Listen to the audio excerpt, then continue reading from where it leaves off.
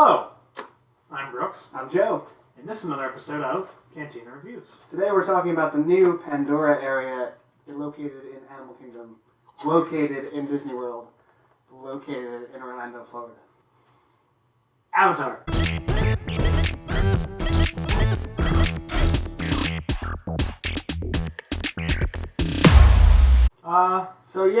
I like that we've decided to get the full immersion experience going on. Yeah.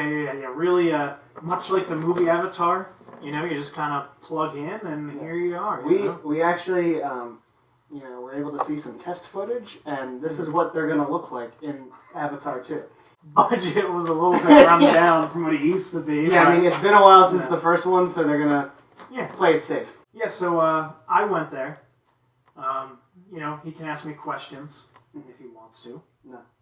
So we're not doing that. No, but I'll talk about like my experience, what it looked like, what the rides were like, food, merchandise, He has graciously taken the camera along with him. We have plenty of footage to go along with it. And we do. Pictures, all that kind of stuff. Mm-hmm. Alright. So, So, describe how it looks. So you remember when like Avatar first came out and everybody's like, I'm upset the real world isn't like Avatar, and everybody was depressed? That was the big thing, yeah. You will feel like that when you walk out of Pandora and instantly turn around and walk back in, even though you've already done everything. Yeah. I wouldn't devote a whole day to the park. In my opinion, Animal Kingdom, you could do that in less than a day already. Pandora definitely makes you spend a little more time in Animal Kingdom. The two rides, even with the longer waits, maybe 3 to 4 hours. So yeah, you walk in and you're instantly kind of just taken by surprise. There's some kind of big flower thing that's shooting steam, and when you touch it, it like reacts. Mm. So that was pretty cool. But like when you're walking, you're noticing all like this like weird paint on the ground, and it looks like blacklight paint. Mm. So when you go back at night and all the hidden black lights come on, everything like glows. That's awesome. So yeah, it's just like they put a lot of time and effort into it. You can definitely tell. There's no part of that new park that is untouched by some sort of plant, rock, animatronic animal, something like that. So it's like very immersive. It's super immersive. Yeah. You literally cross a bridge from the lesser known part of Animal Kingdom into Pandora, and you're instantly in Pandora. What I thought was pretty cool was, I think the creators said it too, that they basically built the park around coming Avatar movies. So you walk in and you recognize some things from Avatar, but you don't know why it looks the way it does, like why all the man-made things are just run down. Once again, just their attention to detail, where the human things are rusted and broken and overgrown. You're really walking in feeling you're in a part of the world that is Pandora now. And you had mentioned, as far as the immersive side of it, even as far as the food or what's in the gift shops are referring to something. Yeah, so what I thought was weird, didn't really look too much into it, but in the merchandise shop, in the coolers where they have all the drinks, it's either blue Powerade or red vitamin water. So I don't know if there's something else there. I was like, oh, blue Powerade, that makes sense. But then just red vitamin water. Yeah. I was like, so there's probably something somewhere. But I just thought that was odd. Yeah. Then I also went to the little stand that they have outside. And they have a margarita, non-alcoholic, slushy drink, and then 2 types of beer. The one beer is green, or a greenish blue. That was pretty good. And then there was another one too, just a normal brown IPA. That was good as well. But if you're into IPAs, definitely get both of them. If you're not, then don't get either of them. Because they're very craft hoppy type of beer. Whatever is currently in beer-wise is what it is. We went to the quick service restaurant. Once again, just the attention to detail is amazing. We got the cheeseburger steamer pods. So it looks like a weird pod, but it tastes like a cheeseburger. Oh. So we had the blueberry cream cheese mousse, I believe is what it was. looks like it's from another planet. It was pretty good. Not gonna lie, it was pretty good. You know those little burster things you can get like frozen yogurt places? They're in everything that they give you. Oh, really? Yeah, so, but they're not like super fruity like you get in the yogurt ones. Like, they were on like the coleslaw for the burger pods. It actually worked pretty well. At that stand outside, they have these pineapple cream cheese like Hot Pockets. Those were fantastic. Those were amazing. You mentioned there was a couple rides there? There were literally a couple rides. Yeah. The one was the Navi River Journey. That was, I don't know, they always love putting up like 4-hour waits. But we probably waited like a half hour, 40 minutes. It deters people. Yeah, I mean, the line for that one isn't super long. The line for that one is actually cool because it's like partially outside. Then you go into this big, like, kind of overhang, like lean-to thing. So it was good because it blocked us from the rain. Right.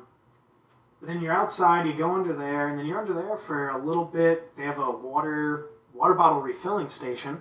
So it's not like, a water fountain. It's like there's 2 water fountains and a water bottle refilling in the line. Nice.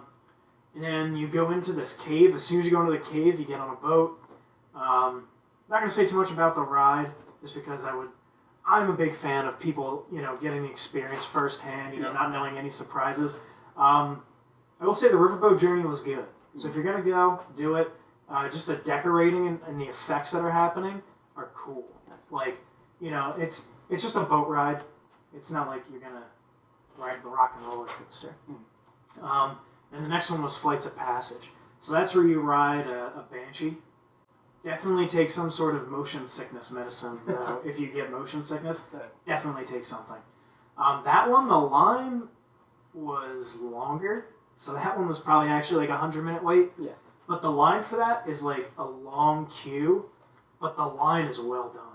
Like, I think there's like 5 different parts of the line. So you start outside in like the waterfall area, then you go into a cave, then you go into like just outside of a research facility, then you go into a research facility, then you're on the walkway, then you go to the briefing room. But that one, like, there's always something to look at, and then the line didn't actually stop. Like, you kept slowly moving. Like, you would stand around for like a few seconds, but then next thing you knew, you took a couple steps forward. But there was always something in that line to do. But that was probably honestly one of the best rides I've ever ridden. Oh, cool. Like, it was very well done. And then from there, after the ride, you go into the merchandise area. So you can only get the Pandora stuff in the store in Pandora. So what I thought was cool is they had this, some type of spear thing, lights up, whatever.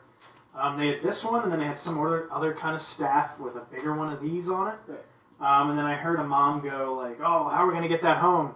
And then my mistake was I was, just like exploring this, and I was like, "Oh, that's cool. It's so you can get it in your." I was showing my fiance. I was like, "Oh, you can just unscrew this and throw it right in your suitcase." Like that. And then the kids like, "See, Mom?" And I was like, "I am so sorry." So I don't know if she actually wanted to buy it from or not. If she Probably was like, not. Yeah, and she was just like, "Oh, we actually can't get it at home." Or she was like, "No, we can't get it at home. Don't get it." Yeah.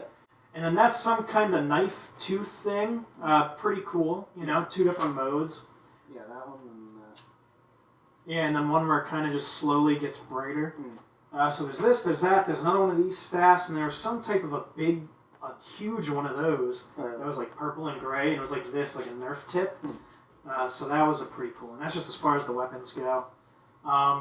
Shirts and stuff, like Avatar hood things, and the socks. These are pretty cool. This is a mug. It's the floating mountain mug. I thought that was pretty cool. I'm a big fan of weird mugs, so I got one of those. They have just like a lot of other stuff, like blueberry popcorn, so it's like caramel corn that's blue. Like just a lot of stuff like that. Yeah. Just a lot of blue things. Also in there, they have they have those picture things, like a green screen? Well, they have one where you can like avatarize yourself. So like you sit in this booth for like a number of minutes, and basically what comes out is a printed picture of you as an actual avatar. That's cool. So that was pretty cool. And then, just a lot of the limited edition stuff, like pins, the new Magic Bands, they have limited series of those. And they also had some cooler, like, actual movie-looking props. like these glowing egg things, but like actual glass or like LEDs. You can build your own like Navi necklace thing. Like little atriums with like plants and stuff you can put in there. No, it's just like the air.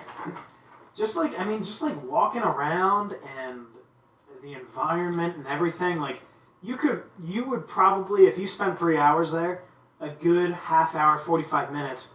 It's not a huge area, but a good 45 minutes at least. You're just walking around, looking at different things, seeing what's in the area and everything like that.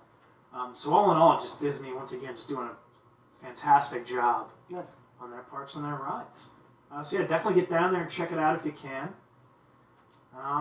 That's all I got. Yeah. You have any questions on anything? Or? No. All right. No, I think you covered it.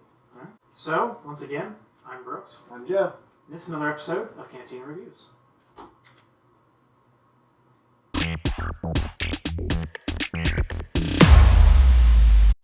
We got the cream cheese blue mousse. That's not it. Okay, another good blooper.